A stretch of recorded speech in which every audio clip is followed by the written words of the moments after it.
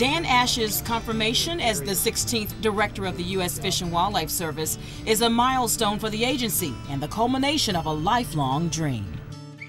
It feels humbling, number one, because I've known the Fish and Wildlife Service my whole life, and it's a wonderful organization, one that has a very important mission for the people of the United States. So it's humbling, but it's also very exciting to be part of the leadership of the Fish and Wildlife Service at this point in time where we're facing so many important challenges, but also have so much opportunity ahead of us to do great things for fish and wildlife in the United States and internationally. The career Fish and Wildlife Service employee has spent his life immersed in the service family and its culture. Dan brings a wealth of experience to his new job, having served as Deputy Director since 2009. During his career with the service, he also served as Chief of the National Wildlife Refuge System and Science Advisor to the Director. He presided over the centennial of the refuge system and implementation of the Refuge Improvement Act of 1997, a period in which the system saw both sustained growth and fundamental change in its relationship with the American people. As Science Advisor, Dan led an organizational renaissance for the development and application of science in the agency. Anticipating the need to address future challenges, Dan led development of the service's climate change strategy.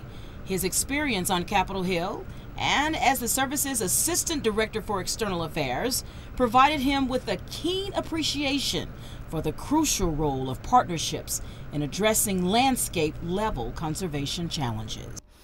We caught up with the new director in our Washington, D.C. studios and on recent trips in the field. Dan told us how honored he is to follow in the footsteps of distinguished service leaders such as Paul Craigle, Olis and Marty Murray, Dean Darling, Rachel Carson, Ira Gabrielson, Molly Beatty, Sam Hamilton, and many others. Dan reflects on his childhood visiting wildlife refuges across the country with his father, Bill Ashe, who spent 37 years with the service. Dan cherishes his love of nature and the outdoors, and of course, the lessons his father taught him. I've been a hunter my entire life. I learned to hunt from my father and my grandfather, and I think it's that passing on that tradition of enjoying the outdoors, experiencing nature, all those things that just build character in young people. And learning firearm safety, learning boating safety. I think those are all just very important parts of understanding the outdoors and then understanding the importance of conservation. Dan has made it a priority to continue the service's tradition of excellence in wildlife conservation and habitat restoration, and tackling tough landscape-level challenges by building bridges with other agencies and organizations. Renewable energy development remains a high priority of the Obama administration. Dan says the service is committed to ensuring that this development occurs in a way that safeguards wildlife and wildlife habitat.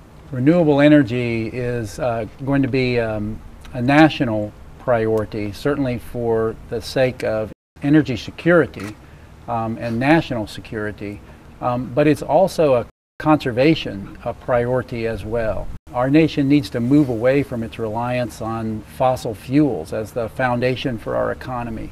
And so the Fish and Wildlife Service plays a very important role to find a way to facilitate renewable energy development in a way that is compatible with the conservation of migratory birds, of bats, of threatened and endangered species, so that we can help our nation move away from its dependence on fossil fuels. It is the consumption of fossil fuels that's really driving things like climate change, and so we have to be a part. We have to be a part of the solution of moving the country toward a greater use of renewable energy. That brings with it challenges, but the Fish and Wildlife Service has a history of dealing with challenges like that and bringing innovative solutions to those problems. So I look forward to doing that. Meeting resource demands at a time when federal spending is under the microscope is also at the forefront for the service. Dan says he is optimistic that the service can weather the storm. We have a fiscal crisis in America. The Fish and Wildlife Service is going to be a part of that, in that we're going to be challenged in the next few years to get the most out of every taxpayer dollar that is provided to us.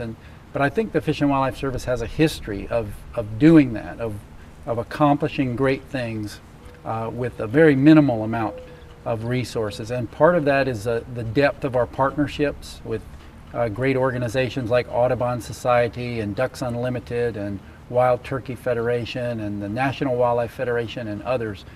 Dan adds that strong partnerships with state wildlife agencies are key to the service's success. Whenever I think about partners, I really do think of my father and think of Sam Hamilton, and the importance of our relationship with state fish and wildlife agencies. And when I think of my father, I think some of his greatest allies and friends in conservation were state directors like Dick Cronin in Massachusetts. And then when I think of Sam, I think of, he would always say that one of the most important principles is that there's no daylight between us and our state partners. And that doesn't mean that we always agree on everything, but it means that there's always a relationship of openness and communication and trust between us and our state partners. And I would really like to make sure that we continue that record of outstanding partnership with the states, because I believe that when our partnership with the states is strong, we are strong. Climate change looms over wildlife conservation, another factor in the challenges facing many species and ecosystems. The service is putting its climate change strategic plan into action, focusing on increasing scientific knowledge about climate impacts on wildlife and natural systems. Putting measures in place to address climate impacts on wildlife, reduce the agency's carbon footprint, and engage partners and the public in common solutions. We talk with Dan about climate change implications for wildlife and the role of our agency in addressing those impacts. So Dan, what would you say was the most challenging issue that you perhaps faced during your confirmation? I'd definitely say climate change. And it's interesting because it really reflected the challenging political dynamics surrounding that entire issue.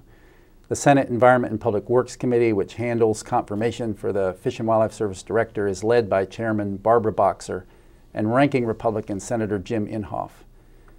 Chairman Boxer and Ranking Member Inhofe hold distinctly differing views on this subject, but my response to their questions was essentially the same. I pledged that our efforts to address climate change will always be driven by the application of the best available science and within the framework of our mission and the existing statutory authorities given to us by Congress. Science is particularly important in the arena of changing climate. It's critical that we understand the implications and the effects of a changing climate system on fish, wildlife, plants, and their habitat, because that's our mission. We must, if we are to live up to the responsibilities entrusted to us by the American people, ensure that the steps we take today are providing for a healthy fish and wildlife resource 10 and 20 and 30 years from now. That means using the best science to understand and anticipate the impacts of a changing climate, as well as other factors on fish and wildlife. It's not just climate, since we know that climate will act in concert with habitat fragmentation, water scarcity, invasive species, disease, and other factors. Climate change is an important factor for us to consider in the course of our daily activities. But as I told the committee, it's not the overarching factor driving our day-to-day decision-making. Decisions are driven by our statutory authorities. Our statutory authorities, as I've mentioned, require us to anticipate and manage the impacts of climate change on fish and wildlife resources, as we're required to address any other factor addressing the long-term health and abundance of these resources. They don't, however, give us the authority or the responsibility to regulate the causative factors of climate change. Our existing statutory authority or regulatory authorities do not, for instance, allow us to regulate greenhouse gas emissions, nor should they. The Fish and Wildlife Service is not the responsible authority for the regulation of greenhouse gases. Our responsibility is to ensure that fish and wildlife are able to adapt in a warming world. And believe me, that will be challenging enough. The challenges facing the Fish and Wildlife Service and the resources it manages are complex and daunting. But Dan told us he is very optimistic for the future because of the dedication of the men and women of the service. I've had the great opportunity as I've worked for the Fish and Wildlife Service to work with wonderful employees, and I think it's very important for anyone in a position like director to have the opportunity to get out and meet with our field people to understand the challenges that they're dealing with. We asked a few employees and partners who've worked with Dan over the years to describe their experiences working with him. I think Dan is an excellent choice for the director of the Fish and Wildlife Service. He's proven he has the vision, the passion, certainly the smarts to excel in that job. I think a lot of the things that he is most interested in are really the issues, the emerging issues of the day, such as climate change, strategic growth of the refuge system, so we continue growing to add to our diversity of habitats and our wildlife conservation mission. He's very skilled, I believe, with developing partnerships, reaching consensus on wide-ranging opinions on a particular issue, and I think he'll do an excellent job. So Dan is a progressive thinker, out-of-the-box thinker, want to move forward, great listener, compassionate family man. I think those are all the tools that a person needs to be a leader, especially of the Fish and Wildlife Service these days. Dan very much understands partnerships, really likes to work with other conservation groups of all stripes, and he understands that it takes a big job and we all have to work together to get the job done. I first met Dan on his visit to Pelican Island when he was the chief of the National Wildlife Refuge System and I was the refuge manager of Pelican Island and Archie Carr Refuges. Dan took a personal interest in helping Pelican Island become fully functional by supporting increased staff and resources, land acquisition, and habitat restoration. And I can think of a couple of times with Dan where we took him out into the Everglades, and I could just see in his eyes how impressed he was with our partnership and all of the work that we've done. Being in Everglades National Park and having the chance to see a Burmese python, an invasive snake, and all of the challenges that it's posing for our ecosystem. Talking about climate change in that very low-lying environment and what 1 meter of sea level rise would mean for Cape Sable seaside sparrows and American crocodiles. I could see that he cared, and he wanted to hear from the biologists in the field that are working so hard to protect the resources we love. Dan looks forward to continued success and new beginnings. As we look into the future, it's hard not to feel overwhelmed by the types of challenge that are facing the organization and facing the conservation of fish, wildlife, and plants in their habitats. But I would say that we need to face those challenges squarely.